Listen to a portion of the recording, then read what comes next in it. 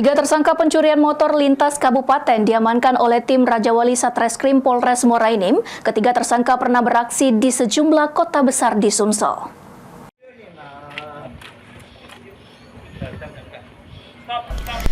Tiga tersangka pencurian motor berhasil diamankan oleh tim Rajawali Satreskrim Polres Morainim. Ketiga tersangka warga desa Sleman, Kabupaten Morainim diamankan setelah melakukan aksinya di Desa Karangraja dengan mencuri 2 motor.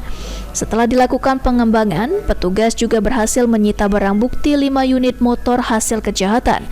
Ketiga tersangka di Kabupaten 4 Lawang. Kapolres Morainim AKBP Joni Eka Putra mengatakan, ketiga tersangka merupakan sindikat curanmor antar kota kabupaten di Sumsel, di antaranya Kota Palembang, Ogan Ilir, Morainim, Lahat, dan Pagar Alam. Dalam menjalankan aksinya, ketiga tersangka berperan berbeda, di mana 2 sebagai eksekutor dan 1 sebagai pengawas atau pemantau di lapangan. Dan motor hasil curian dijual oleh para tersangka ke 4 Lawang.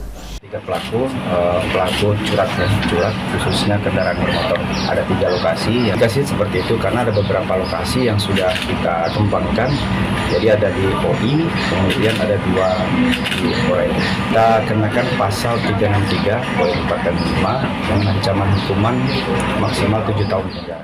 Dari penuturan tersangka AL, dirinya melakukan aksi pencurian sepeda motor dengan 2 rekannya, dengan telah berhasil mencuri 30 motor di sejumlah wilayah di Sumatera Selatan.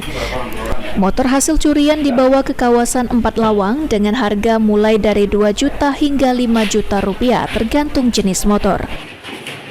Kita 15 lah. 4 Lawang 15. Berapa?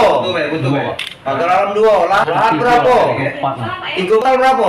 Sekitar 30 lah. 30 kurang.